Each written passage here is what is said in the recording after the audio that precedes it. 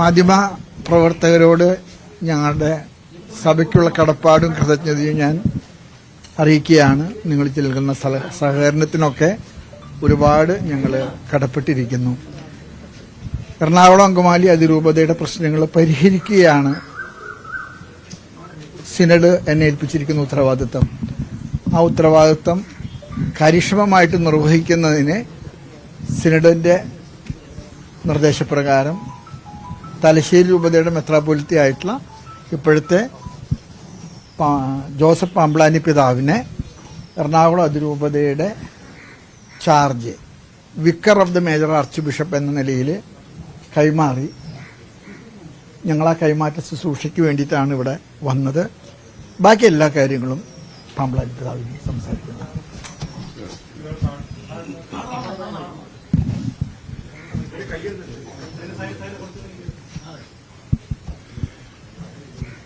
അഭിവന്യ major arch bishop സൂചിപ്പിച്ചതുപോലെ എറണാകുളം അങ്കമാലി അതിരൂപതയെ ഹൃദയത്തോട് ചേർത്ത് പിടിക്കാൻ തന്നെയാണ് ഇന്നലെ സമാപിച്ച സിനഡ് തീരുമാനിച്ചത്. തീർച്ചയായും എറണാകുളം അങ്കമാലി അതിരൂപത വഴി സഭയ്ക്ക് ഒരുപാട് ബുദ്ധിമുട്ടുകൾ ഉണ്ടായതായി നമുക്കറിയാം. അതുപോലെ തന്നെ സഭയുടെ തീരുമാനങ്ങൾ അവരെ വേദനിപ്പിച്ചതായി അവർ ചിന്തിക്കുന്നുണ്ട്.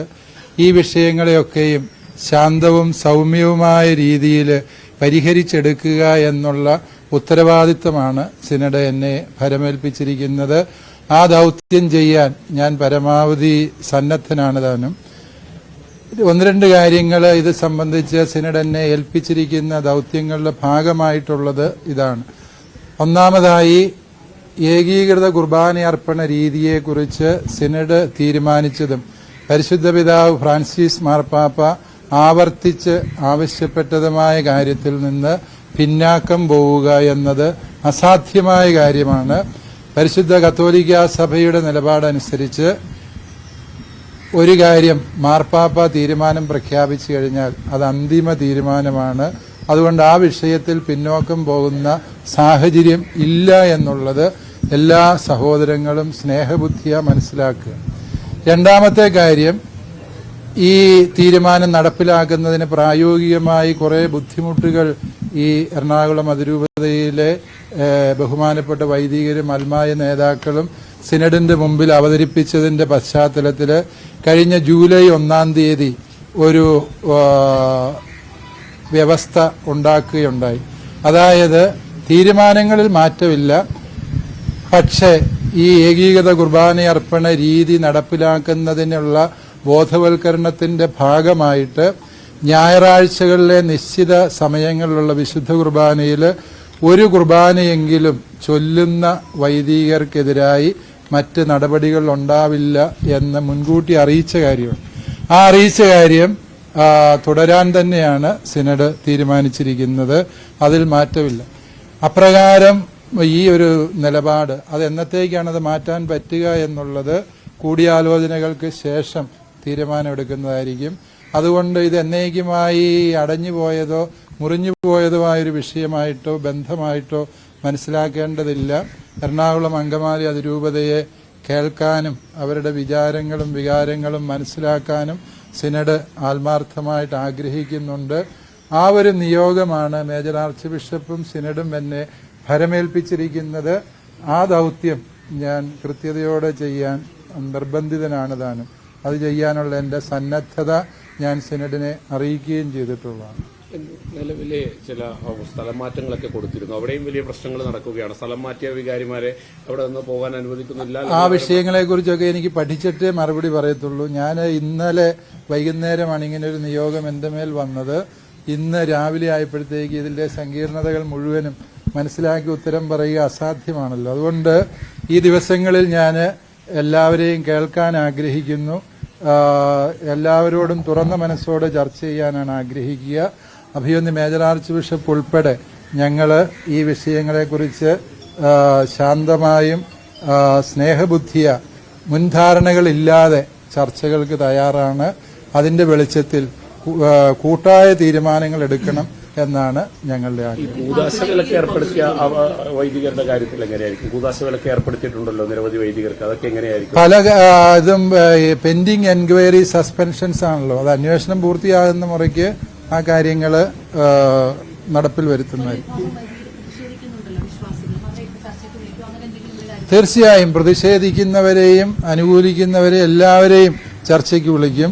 അങ്ങനെ ഈ രണ്ട് വിഭാഗങ്ങളായിട്ട് അതിരൂപത പോകരുത്, അതിരൂപത ഒരു മനസ്സോടെ ഒറ്റക്കെട്ടായി നിൽക്കണം എന്നാണ് സിനഡ് ആഗ്രഹിക്കുന്നത്. ആ നിയോഗമാണ് പിതാവ് എന്നെ ഏൽപ്പിച്ചിരിക്കുന്നത്. ജില്ലാ കളക്ടർ വിളിച്ച ചർച്ചയിൽ അതിരൂപതയുടെ ഒരു പ്രതിനിധി പങ്കെടുക്കുന്നതായിരിക്കും.